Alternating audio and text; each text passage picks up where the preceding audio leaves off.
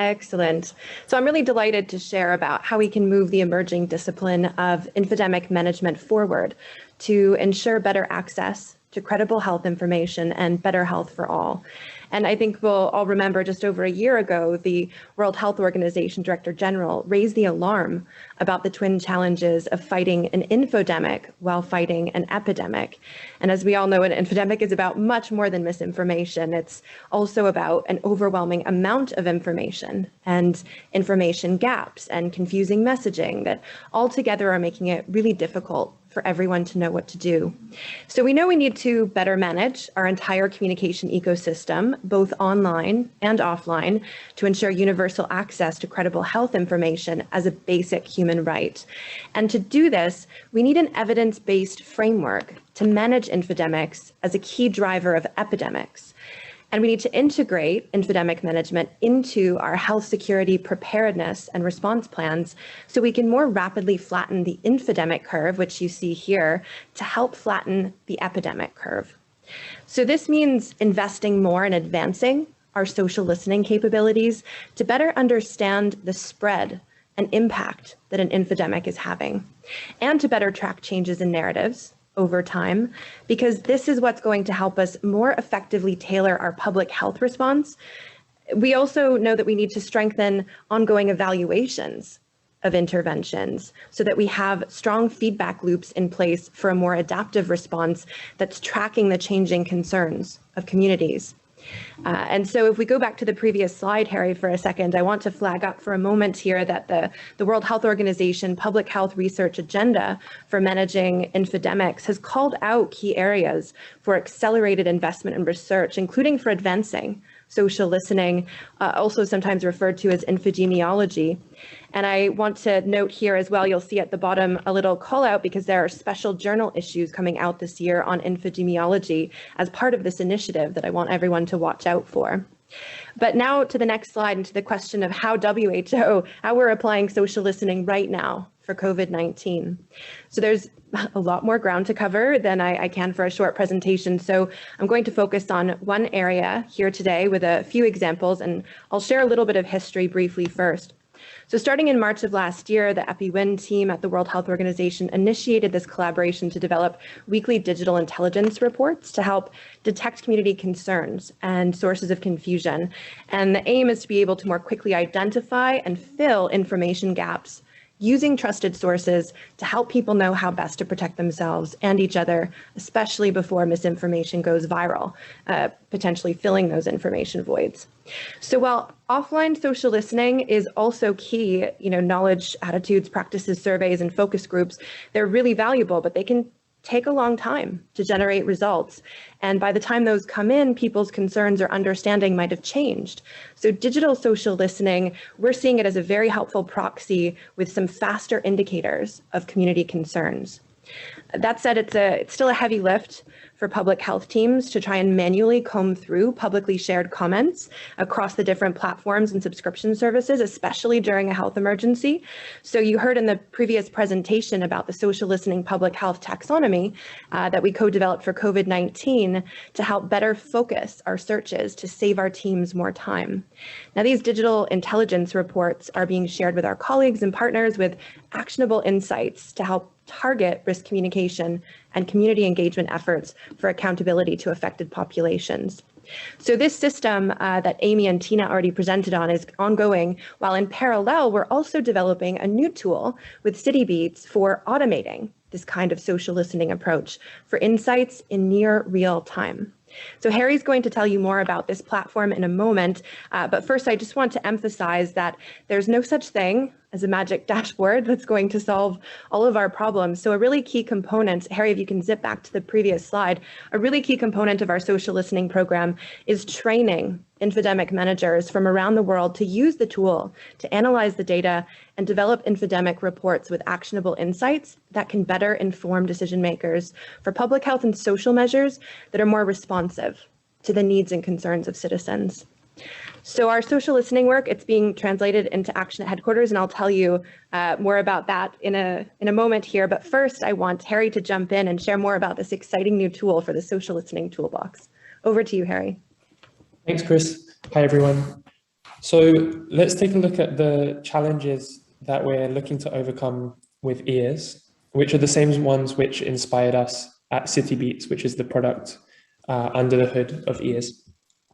What we've been seeing is that there's this wave of new technologies in natural language processing and machine learning, but all too often that new technology is applied just to branding or marketing focused efforts.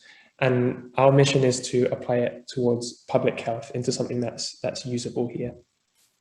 So the big challenges are actionability. How can we make features which are not just about identifying what people are talking about to sell them more products, but more about identifying information voids in the field of public health. We need to raise the bar in terms of the reliability of data quality and more robust analytics tools that are being used. We need to make sure that all of this is scalable across different public health challenges and across languages in a very easy and fast way to set up in a crisis. We need to make sure that information is flowing quickly with near real-time proxy indicators. And ultimately, it needs to be usable. So rather than many tools fragmented across lots of data sources, the vision is to bring it all together in one place in ears. So with that vision, we're already underway. Since the beginning of this year, we're piloting in 20 countries. A couple more are on the way, and shortly we'll be covering all of the WHO regions. This is all about leveraging big data and putting it in the hands of public health professionals who can turn it into action. So we're currently preparing a paper called Developing AI Technology for Social Understanding Beyond Brand Monitoring. And this highlights the different pieces of technology that we've fine-tuned for serious social understanding. And what we'll do today is talk through some of them in the practical application of ears. So looking at the type of questions that you would want to answer when using ears, the first one would be, as an infodemic manager, just to know what's the conversation, what are people talking about, and where should I focus this week?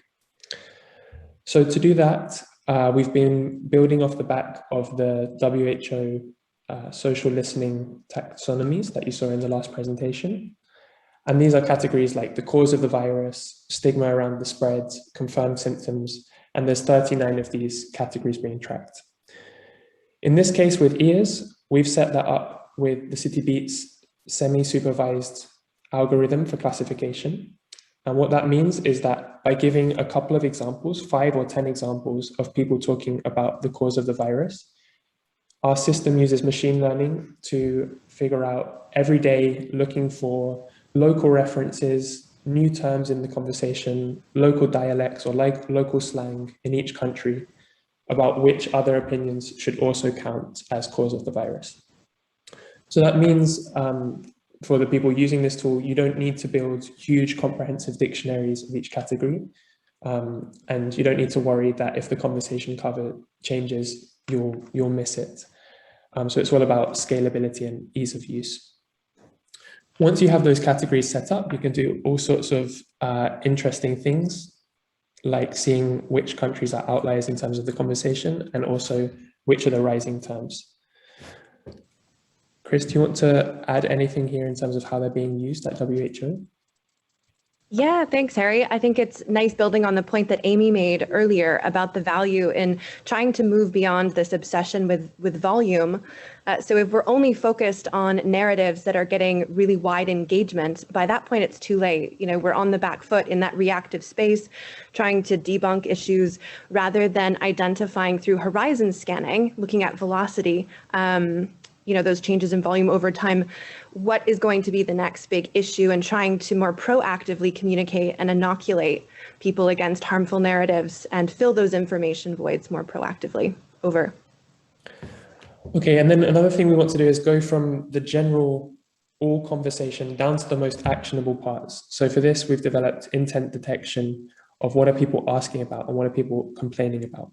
This part is done with a supervised algorithm. And what we found was that it wasn't as simple as just saying any phrase which says what, why, when, who, and a question mark. That actually the majority of times is not a genuine question looking for an answer. So we've trained the system on public health data to really look for those actionable questions, looking for a genuine answer. The same thing with complaints. We're not looking at insults or negative sentiment. We're looking at really complaints as a definition of where someone's expectations of reality are not fitting with their perception of how things are being done. So the most actionable types of questions and complaints. We're also looking to develop more of these intents, things like trust detection. So maybe just to skip forward, we're also looking at population segments like gender gap detection, and in the future we'll be looking at more segments like healthcare workers. You can see in the tool, in the ears backend, you can quickly drill down into an important conversation category. You can see how that interacts with other categories. So for example, vaccinations here, we're seeing in Nigeria is very linked together with faith and sources and influencers. And then you can drill down all the way to see unsupervised machine learning, which are these conversation clusters. So within vaccines, you can click into safety or people talking about access, and drill all the way down to the individual documents. So this is all about helping you quickly go from seeing the big picture down to the concrete insight. And then I'll hand to Chris to talk about how those insights are turning into real action. Thank you, Harry. So at EpiWin, we have this process of analyzing the social listening information that's coming in on a weekly basis, and we meet to assess, what are the emerging priorities for action, and then we feed that into initiatives that we're undertaking here at headquarters and in support of regional and country teams, as well as flagging up insights to partners so that they can take action as well. And this is ranging from inputs into the global press conferences that are happening, the Science in 5 videos, to the risk communication and community engagement packages that our team is developing. This includes engagement with global faith and youth networks. And we have an ongoing series of EpiWin info packs and global webinars with live Q&A that we're doing as well. And I'll touch on a few quick examples here. So seeing increasing reports of worrying prescription practices that are happening. I wanted to flag that there's actually a webinar happening today, for example, to clarify therapeutic guidance, including the latest updates. And given increasing questions and concerns that we picked up over so-called quote unquote vaccination passports, and also about vaccination for pregnant and lactating women and for children, I wanted to encourage you to also watch the recent EpiWin webinars on those topics. And the links are included. Great if you want to subscribe to the YouTube channel and also register for those live Zoom meetings, because it's a wonderful opportunity to come and ask questions in real time of the experts there. Now, thinking about moving from the global level to a few quick examples at country level here. So the high level of transmission in India right now, which is worrying, it's created a greater demand for information about home care and home care guidance. And so the risk communication and community engagement team here mobilized to quickly develop a new global package and have been supporting the regional and country team initiatives on this as well. And in Nigeria, you might have noticed on that slide that Harry showed previously, there was a big uptick in conversations around vaccines. And this was largely driven by an influential faith leader raising concerns recently. And so the EpiWin team responded by reaching out to our faith networks, and we organized a confidential listening session to understand the concerns and the rumors that were spreading. And then we provided a technical briefing with Q&A from WHO experts, so those who joined could then share credible information confidently within their networks. And one other quick point I'll raise is we noticed a spike in healthcare worker conversations about vaccines in Nigeria, and we were able to do a deeper dive using the platform into the main questions and concerns driving those narratives and that spike in conversation. And we were able to then share those ideas from the healthcare worker community with the Nigeria Center for Disease Control as an example in support of their ongoing activities. And there was great discussion about, the possibility of having lanyards or badges for the vaccination cards for healthcare workers so that they can role model that they've been vaccinated and to help attest to the safety of the vaccines and encourage others to get their shot as well. And the last one I'll raise here quickly because I want to make sure we have some good time for question and answer. A few months back, we detected a rumor about forced vaccinations in schools in the Democratic Republic of the Congo. And we alerted our UNICEF colleagues and shared these actionable insights so that they could prepare for outreach to educators, to assist in outreach to parents, to reassure them that this wasn't in fact the case and to share more information about immunization. So with this, I want to emphasize the value of translating these actionable insights into action and invite everyone to sign the petition to engage in infodemic management in your daily life and flag up the next infodemic training session we have coming in June to support people in doing this kind of social listening work. And for more information, delighted for everyone to get in touch. We're still in the R&D phase here for ears and encourage ongoing collaboration. Over to you, Harry. I think that was where we were going to finish for today, right? Or I don't know if we're going to talk, if we have time to talk about next steps for ears. Maybe we can do that in the Q&A. Should we do, Muriel, do you want to come in for questions and answers? Yes, I would love to, and I think we are at time, so you guys made good use of the time today. So thank you both for your wonderful presentation. I think now we would transition into the Q&A sessions. And maybe I can start with you and Chris and Harry with the first question. So we had a question about if you can sort of tell us, you know, what's next on the horizon for ears and where do you go from here? That's a great question. So currently, I just mentioned we're in the R&D phase here. We're in the process of adding more countries and languages to the platform and would be delighted for people to use the open access dashboard and share your feedback. We also welcome collaboration. So that addresses the upscaling. I should say as well that the platform, we're currently focused on using our COVID-19 taxonomy that we've developed, but certainly this kind of approach is applicable to other health challenges. You know, this kind of ongoing monitoring could be routine, looking at myriad health challenges from, you know, Ebola outbreaks, influenza outbreaks, looking at tobacco, alcohol, other health issues as well. So we are very encouraging of collaboration in this space. This is also a part of a broader social listening program we're developing here at WHO. So this conference is a wonderful stepping stone and contributing to our ongoing development of social listening guidance. And we are also working on global training. The next one is coming up in June, and we'll pop the link here in the chat. And we're also preparing for regional trainings, including country focal points as well. And I should mention that I think Harry raised earlier that, you know, one of the challenges for the public health teams is trying to cobble together information from a bunch of disparate sources. And so we really see opportunity to make ears a one-stop shop of sorts, bringing in different data sources for triangulation. And for those of you who attended the first day of the conference, you will have noticed the press release and the great presentation from our colleagues at UN Global Pulse, talking about the development of a radio speech-to-text translation tool.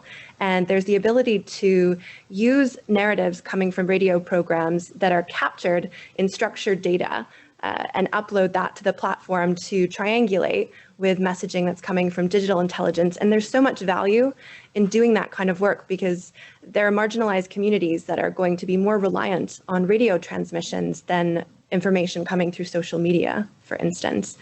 And of course, behavioral data, you know, it's a challenge because it takes a lot longer to pull it in, but it has incredible value. And so here we get these really fast indicators of changing community concerns.